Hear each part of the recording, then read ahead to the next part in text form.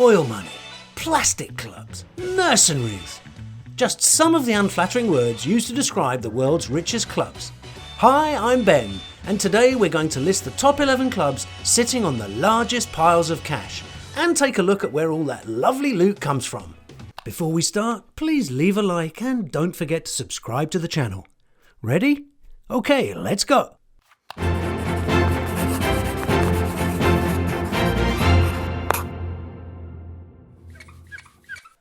In 11th place we have those Gunners from North London, Arsenal.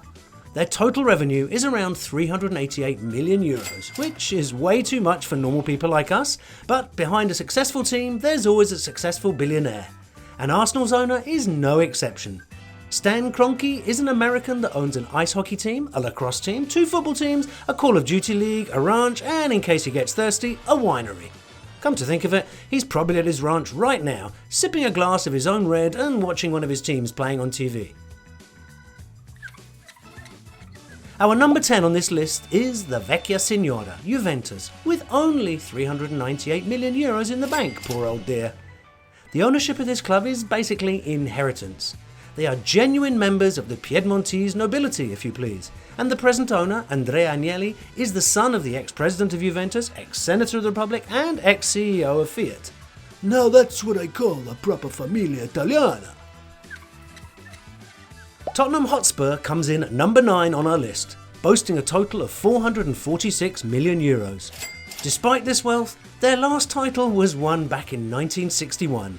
As Rose says in the movie Titanic, it's been 84 years. Well, it seems like it, Rose. Coincidence or not, the majority owner of the club is an 84-year-old billionaire called Joe Louis. After a long time earning a shit ton of money as a foreign exchange dealer, he decided to buy a ridiculous 85% of Spurs shares. Don't hold your breath, Joe. In 8th place, from the other side of London, is Chelsea. With 470 million euros in revenue, backed by Roman Abramovich, a Russian-Israeli billionaire, businessman and politician who's pals with Vladimir Putin. Pedigree.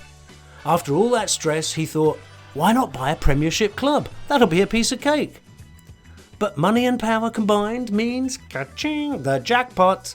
Since he took over, the club has won the UEFA Champions League twice, the UEFA Europa League twice, the UEFA Super Cup, the Premier League 5 times, the FA Cup 5 times, and the League Cup 3 times.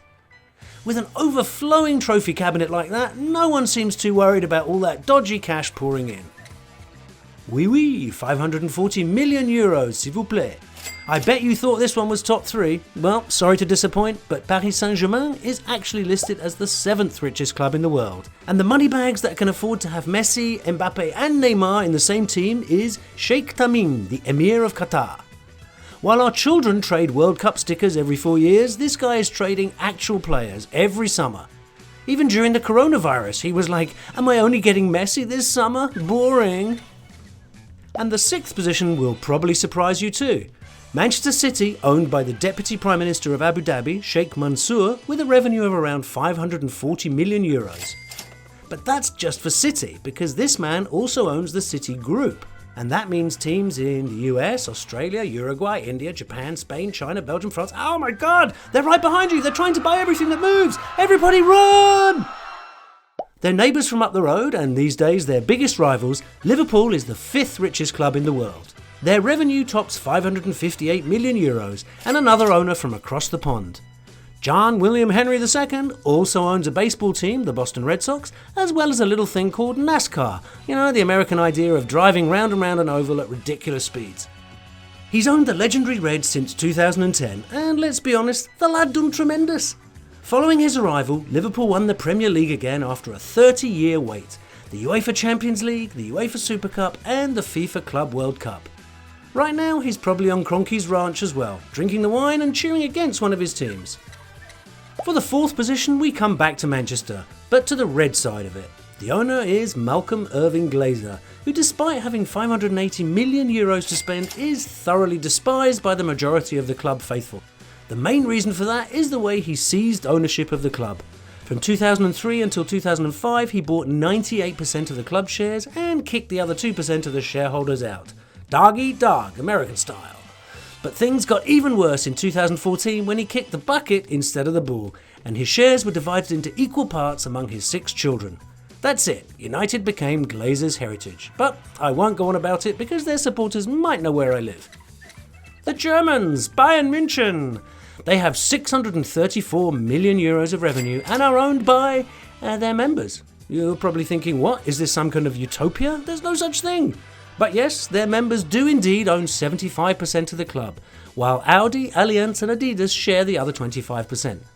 That makes a change after the Glazers, doesn't it? Very democratic, very autonomous, but boring as hell. It's time to get back to the drama.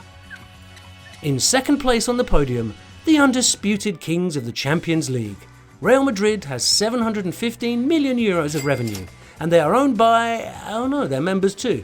I'm sorry, I promise we'll get back to the financial disasters soon, okay? Their 90,000 socios choose a president every 4 years to represent the fans. So basically, their income comes from ticket sales, TV rights and merchandising. But let's face it, if they could add the profits from all the fake Real Madrid gear sold around the world, they would definitely be in top spot. Come on, own up. How many of you actually own a real Real Madrid shirt? And the richest club in the world is, drumroll, Les Club. The popular Spanish side, Barcelona, boasts a staggering revenue of 715 million euros. The club is also owned by their supporters, but don't worry, there's still plenty of drama.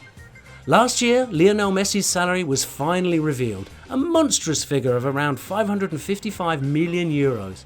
Not to mention they admitted that they owed a total of 126 million euros to other clubs, involving deals for Felipe Coutinho, Frenkie de Jong and Artur. Behind their status, there lurks a pile of maxed out credit cards, which kinda spoils the fairy tale. Good luck Barca with all those debts, don't ask me for a loan, my bank account looks almost as tragic as yours. So, if you enjoyed this video, please like, comment, share and subscribe. My name is Ben, and that was our list of the top 11 richest clubs from Football Facts.